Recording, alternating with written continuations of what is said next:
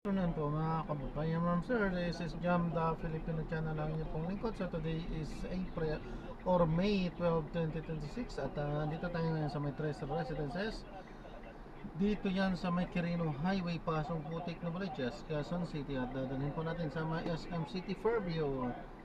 Dito yan sa may highway here, Quirino Highway pa rin, Pasong Putik, Novaliches pa rin. Regalado Avenue, Greater Ragro, Novaliches, Quezon City. Okay, magbabalik po tayo mamaya konti po. Pag nakuha na po natin sila disclaimer labang po ang content po natin ay kalsada at hindi ang passenger. Kaya naman sakasakali man po na may marinig kayo mga pangalan ng lugar, pangalan ng tao, pangalan ng organizations, government o private man yan, ay wala pong kinalaman ng channel nito. At wala pong pinapatungkulan, lahat po ng pinag-uusapan dito ay pawang dito lamang po yan sa loob at wala pong pinapatungkulan sa labas. Bawal tayo mamayang ipagpag na po naman. Sa Kongreso, kaugnay ng mga development kahapon. Well, I think we're back to business. We just approved kanina yung Kalinga bill for the response of this crisis. Tuloy-tuloy yung debate ngayon sa mga medyo na hindi natin na bigyan ng attention masyado din sa mga nakarang araw. Pero I think informally yung mga party leaders at yung mga key players sa impeachment, tuloy-tuloy naman ang pag-monitors nila sa mga nangyayari sa Senado. Eh yung election po, yung pagpili po ng prosecution panel, may update po kung Jude kung sino-sino yung bubuo doon sa prosecution? Wala pa akong final na listahan, no? Pero ang expectation ko yung mga naging prosecutor nitong nakaraang impeachment yung last year, well, some of them, or if not most of them, will still be part of the impeachment team for this year. May natigpit lang siguro dalawa kasi may dalawang nalagas. Kaya si Kong Shell at si Kong Leila are expected to kasi hindi pa naman finalized, no? We're expecting them to be part also of the prosecution panel. So ano pong susunod? Siyempre, umusad na itong impeachment.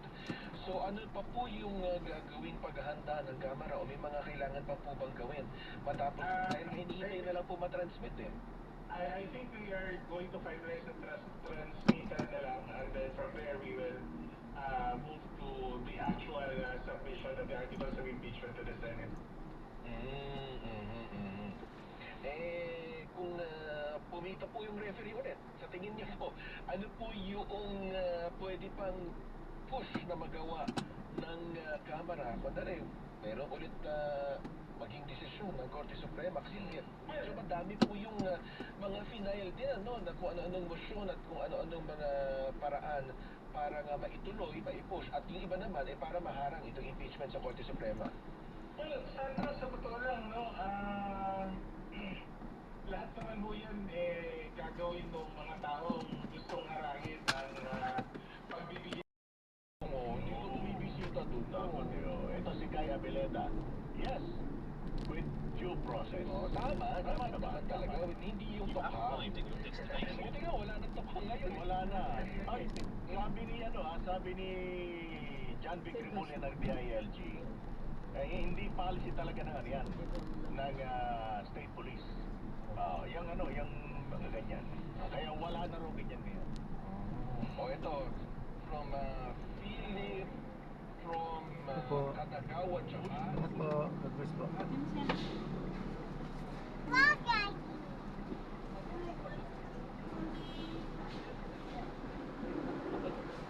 Ito.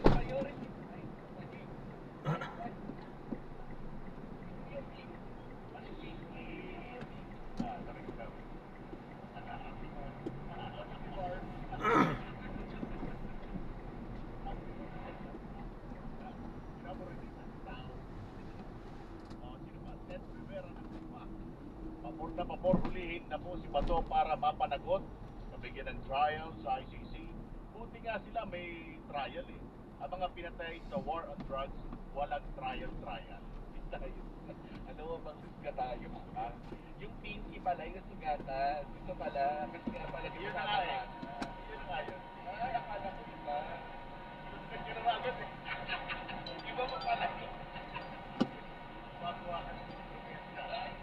Ay,